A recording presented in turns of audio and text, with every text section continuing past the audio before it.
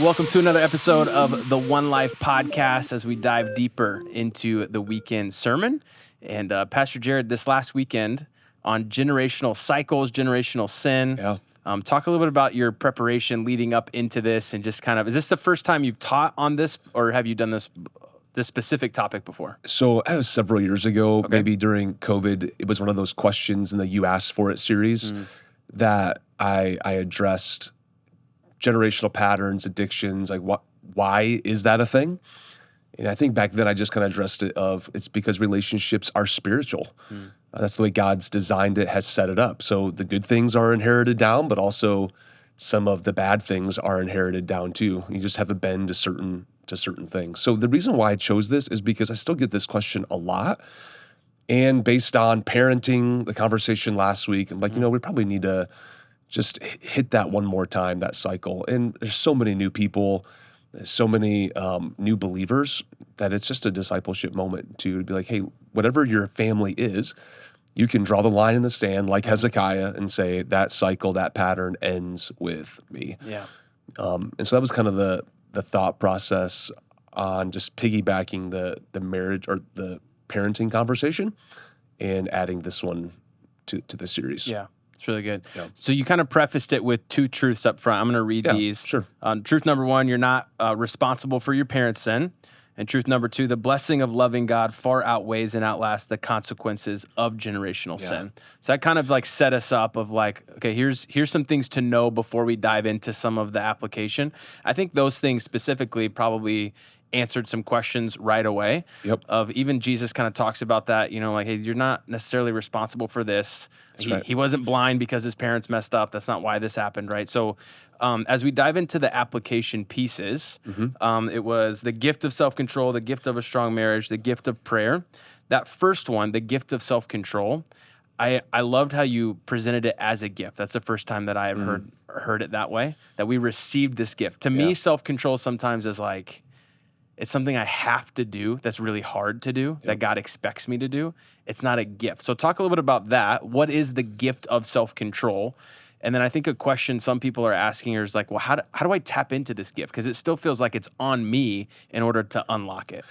Great question. And the reason why I gave the truths at the front is because it is a theological issue. It's a spiritual deal. Once you understand that, then you can even get to the application of how do we break the cycle. Yeah. So the gift of self-control, it honestly just came to me, 2 Timothy chapter 1 says, for God gave us not a spirit of fear, but a spirit of power, a sound mind, and self-control. So that's the first time I actually was struck with that idea too, of this is a gift, which is great. That means we don't have to work harder for it. Yeah. Try harder, more self-control, or in how we think of it. No, we just have to walk in the gift that God has given. We have the ability to say no. Yeah. We have the ability not to say everything that pops into our mind because it's a gift that God gave us the moment of salvation. Then Romans chapter 8, overwhelming victory is ours through Christ. So this is a spiritual gift, and not in the way that we would necessarily describe a spiritual gift, but it definitely is a fruit of the Spirit that is given to us, but we just have to tap into it and be willing to receive the gift of self-control. And that's the hard part, which is why I said, some of you're gonna need help with this. It's not just a prayer and I'm just self-control. You need Celebrate Recovery. You need a strong person in your life group that can hold you accountable to those things. In fact, somebody emailed me today and just talking about the message, and it was, hey, I loved that, needing some self-control and some accountability in an area of my life. Do you have a strong Christian man or friend that I could confide some things in? And so it's this idea of accountability and that person reminding you have victory, that does not have to define you, even though you may have struggled with that for years and years and years, or even your parents or your grandparents. You have the gift of self-control that you can say no. That is why I worded it the way that I did, the gift of self-control. Yeah. So it's you kind of just answered the question, like where do I start, right? So maybe it is as you're struggling with that and you haven't tapped into that resource. Maybe it is getting involved with some of the things you just mentioned, a life group, an accountability partner, Celebrate Recovery. The second piece of having the gift of a strong marriage, I think that's another question I wanted to ask. Like, where do I start with this? And you mentioned like healthy rhythms, so maybe speak into that a little bit, as well as just answering the question, somebody struggling right now. Like, where do we start right now to give our kids, and that's what we're talking about, right? Give the generations to come the gift of a strong marriage. Well, this is a series, so that conversation definitely piggybacks on week number 1 of the series. And Amanda and I kind of broke that down a couple weeks ago in the podcast. But first and foremost, it's making the decision that this is a covenant, not a contract. And for better or worse, for richer, for poor, regardless of what happens, like, we're in this together, and I'm not going anywhere. And just that mindset is okay. That this is a gift that we're giving our kids. Now it's, well, we're stuck together because it's a covenant. How do we make it awesome? Right? And that's kind of the idea that I was trying to hit on in this series of, that's why your rhythms are so important. That's why date nights. That's why calling the Christian counselor from time to time and admitting we're not getting along right now. And I'm not going anywhere. She's not going anywhere. How do we work through some of these issues? That's where people, so you have to start with the theological concept of what marriage is. And then it's understanding, okay, what are the things that we need to put in place to enjoy because that's what ultimately that's what we want. We want our kids to look at mom and dad and be like, wow, they have such a great, they love each other deeply. At least that's what I want for my kids. And for them to say, I want a marriage just like my parents have. And that's how that's not just 3 and 4 generations. That's, as Exodus chapter 20 tells us, that's to 1,000 generations, which is so cool.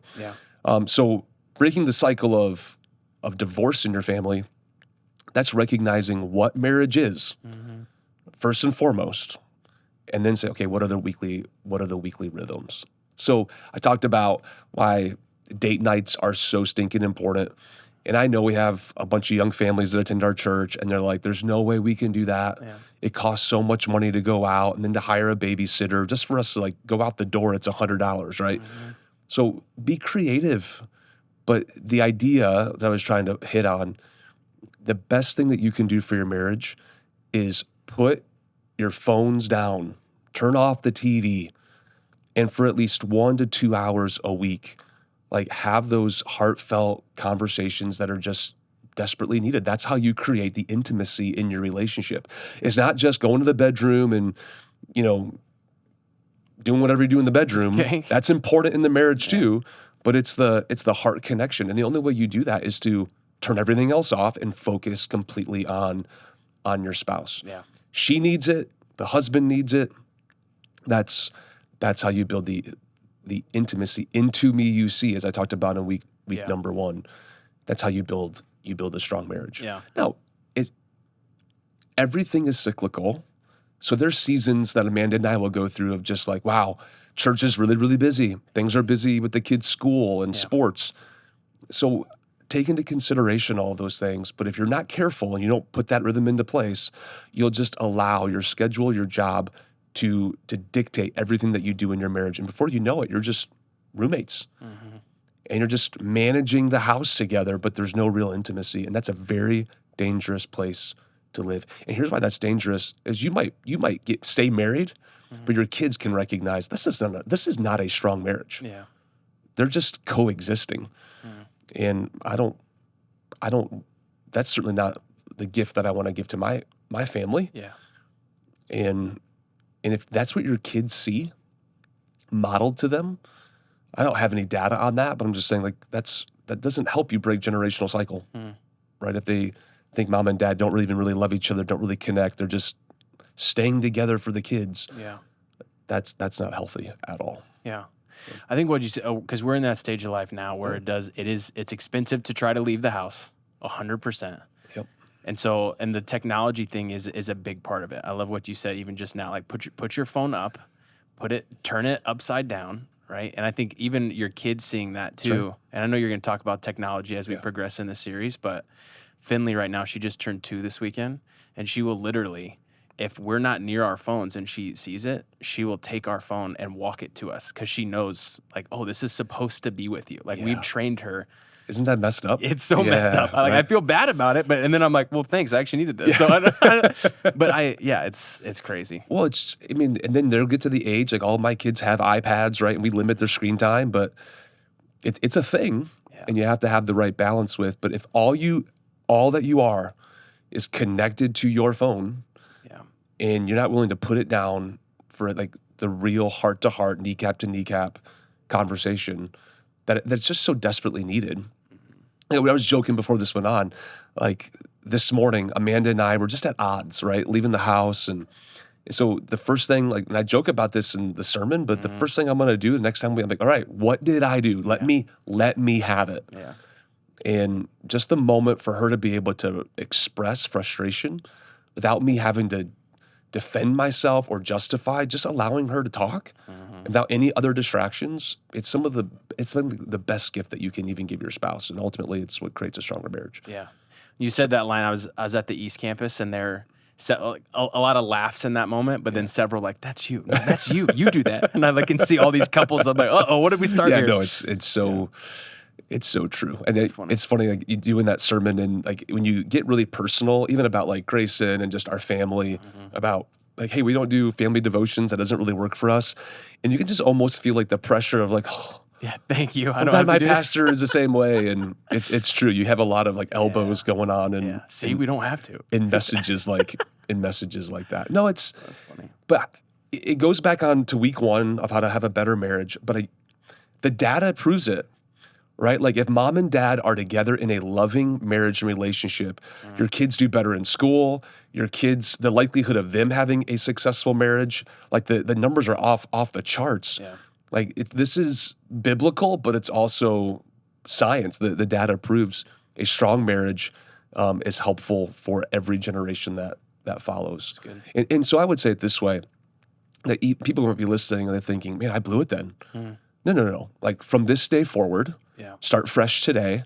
God's way more concerned about your future than your past. Even if you do have a past, I would say that one of the best gifts you can give your kids is to be honest about that and explain, like, this wasn't the best. We weren't, and I mentioned that in the sermon too, like just having a moment of saying, hey, my lack of self-control or my lack of whatever harmed you in a negative way, and I'm sorry, will you forgive me? That's an incredible gift that you give to your kids too. So I want anybody to feel shame or, like just like feeling bad about themselves in a message like this. No matter where you are, you can draw the line in the sand today and change your family tree. That cycle ends with you in Jesus' name. That's like talking specifically with students too. Like the students that are the most transparent with their kids are the students of parents who are the most transparent, right? And so Absolutely. like that transparency goes both ways. It's hard for you as a parent to be like keeping this, like you want to be on a pedestal, you want them to look at you as like this perfect parent, but they read into that and then they realize, oh, there's no transparency for mom and dad, so I'm not going to tell them what I did this weekend either. That's right. And that's not creating the culture in our family that we want. Saturday night service, Amanda and Gianna and Grayson all sat.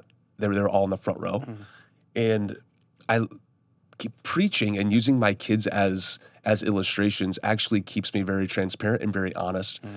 And knowing that they're going to be in there or they're not, but they can watch it, on YouTube or whatever. But it's almost to a fault. I want to be transparent. Yeah. I don't want my kids to feel like mom and dad are fake, and because that's not healthy, and that's not what God wants. So we'll err a lot of times in our home of just let's just all have it out, and I think my kids aren't old enough for me to see the results yet, but so far that seems to be working. Working for us in that area. Yeah. So the third gift, the gift of prayer, I'm going to ask the same question, like where do I start? And I think some parents may be asking the question, like, what should I be praying over my kids? Whether they're just born, I got a 2-month-old, or whether they're 25 and they're trying to get their life together, right? Like what should I be praying for over my children? So I don't know if this is why I use that illustration of like family dinner and, us having a big blow up about, I wanted to bring that up. I was just saying, like, there's not a clear science to this of like, this is the perfect way in which you do it. Yeah. I think every family is different. But what is true is you need to be praying for your family, praying as a family. And no matter how awkward or weird it might seem, you keep pressing in. Keep doing it, keep doing it, keep doing it. God rewards you in those moments. So here's a simple thing that I do. Praying with my kids, I call them prayer bombs. Like even today on the way to school, just have a moment, Gianna's talking about something, and it's like, all right, God, would you just bless Gianna today as she goes in to take that test and give her clarity of mind? And I pray she'll have the best day she's ever had in Jesus' name. And I'll do that over Gabby and Grayson. And those are the moments that I'm just blessing them in my prayers. But then today, we're in the process of, just doing something as a family. And I said, all right, who wants to pray about this specific thing?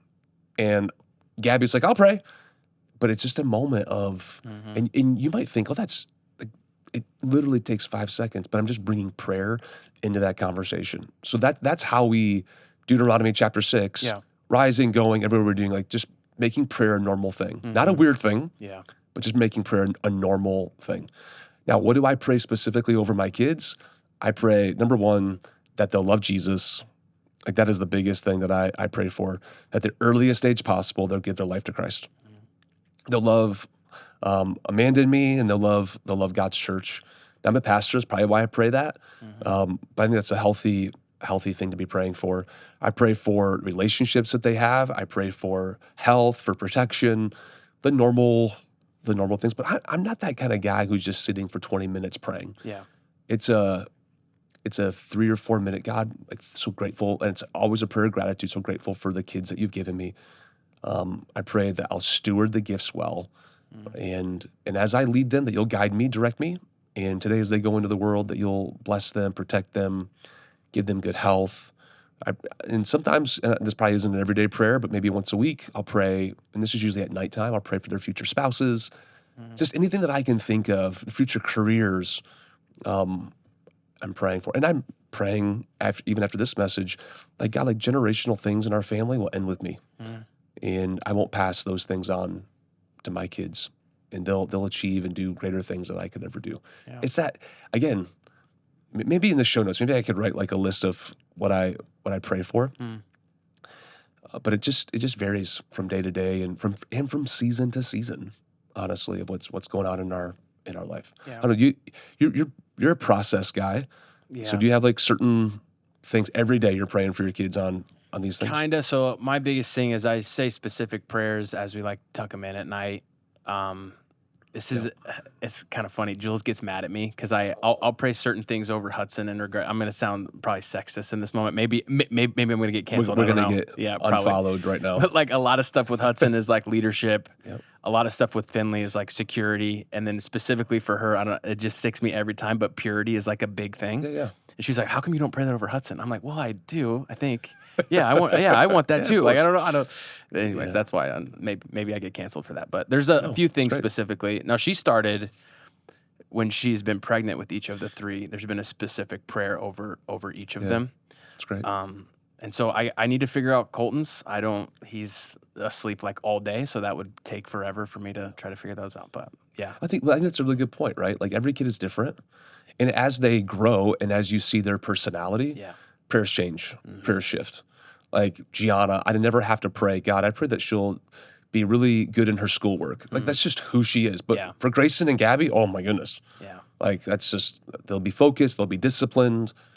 It just changes as you get to know your kids better and see the personality that God's put inside of them. Yeah. I think the biggest one consistently is I pray that it's easy for them to follow Jesus. Yeah. That it's not this idea of like, this is really, really hard for me and constantly hitting temptation. Maybe that's not the right thing to pray. I don't know. But that's really good. For them, I'd say I want it to be easy. I want it to seem like, following Jesus is fun. It's easy. This is what I like to do. Like, so. And we have young kids. So people are listening, they're like, my kids are out of the house, older. Yeah. I say you pray the same. Yeah. And some kids that have walked away from faith, you keep on praying. You keep on praying. Don't give up. I was talking to a lady yesterday after the 10:30 service. She walked up, tears in her eyes, and she's like, never going to believe this, but I have a 38-year-old son. He's the prodigal. Since 18, I've been praying. He came on Easter, hasn't missed a weekend since, except this weekend because he's traveling. but he's all in. I think he's going to get baptized next week. And she just goes, this tears in her eyes. She's like, what you said about Hudson Taylor, that illustration, like you never stop praying. Yeah. And there will be moments though, right, of as our kids get older and as they in the teenage years, there will be intense moments of prayer for certain things that they're going through. Yeah. The moment they drive away for the first time by themselves, I mean, I'll be on my knees, man. Like that's a big deal, big moment. So I'm trying to insert this idea of prayer into every single message when it comes to relationships. Yeah. That prayer should not be our last resort. It should be our first response. Yeah. And I think sometimes Christians were like, oh, this is a really bad thing. We should pray. Yeah. Well, if prayer is just a normal part of your family, your kids aren't going to think that you're phony when you actually do pray. And you're inviting the Holy Spirit into every interaction, every conversation, every major decision. And that's the incredible gift that you give to your kids. A mom and dad who walk with Jesus and bring him into everything. So yeah, that's good. Yeah, that's the gift of Good prayer. stuff. Generational cycles. Big shout out to my mom and dad who have never sinned. So they broke all of those. I'm just kidding. Way to go, the Patricks. I mean, you're amazing. But, so you've ruined it. You've broken the cycle. I started the is what you're cycle. saying. I think Okay. no, I'm just kidding. It's not great. No, I do wonder oftentimes, right? Like I'm the pastor, so I've obviously used a lot of my personal stories and illustrations of the church and the home that I grew up in. But man, I'm so thankful for the home and my mom and dad too. And a lot of the things, like my dad broke a cycle of alcoholism in his home, and he's the first follower of Jesus in his family, and that's a big deal. So lots of honor to him, and I'm probably ruining it for my kids, right? Like and I think that's part of it. We give lots of grace here. Yeah. Nobody's perfect. There's no perfect parent, but the willingness to admit when you mess up is a great gift. Yeah. That you give to your kids. It's good stuff. So, all right. man. A lot of stuff happening in the next 3 weeks. Yeah. So we got baptism weekend coming up this weekend. Can't wait. Really excited about that. There will be a portion of the message too, right? Yeah. So we're going to tie that into our FaceTime series. Yeah, this weekend is going to be the most important relationship. It's use the verse from Moses, like face to face. Yeah. FaceTime, get it? Yeah. Okay. Like, okay, what does that mean? Yeah. And then a personal relationship with Jesus, everything is grounded in that. And then say, what's your next step? And believing and praying that dozens and dozens of people will take that step and be water baptized this Really weekend. good. Yeah, excited to see what happens. Weekend after that, it's a growth track weekend Yeah. for both campuses. Really Let's go. excited about that. And then we're into Mother's Day, Can you believe it? photo booth, all that kind of stuff. So it's Do going you to have be your Mother's Day gift picked out ton of for fun. your mom and for your wife? Sure. Slacker. No, I do not. I don't either. Yeah. I'm just hoping for an idea, maybe. But it will be earlier than the week of. That's a big deal for my wife too. That for this you. was not last minute. It can be not a planned great gift if it was bought in advance. Okay. It's a psychological thing. funny And story she will about- look at our bank account. When did you buy this? Okay, that's helpful. Funny story. Last year, Amanda told me, she's like, I just want sushi for Mother's Day. And I take her shopping and she can get, so go to this sushi place, and the place is completely packed. And Amanda looks at me and goes, you didn't get a reservation? And I'm like, no. And she goes, you are the worst. The one thing I asked you to do, you couldn't even get a reservation for this, and there was like a 3-hour wait. I've learned my lesson. I'm going to leave this recording of the podcast and get a reservation for Mother's Day, like right now, to make it happen. That's So, hilarious. All right. Well, breaking the cycle. That's right. That's what I'm we're doing. ending it right now. It's time. Put a bow on it. That's right. All right, good stuff. Well, remember, the church is not a building we sit in. It's a movement we get to be a part of to help preach one more life for Jesus. Cool.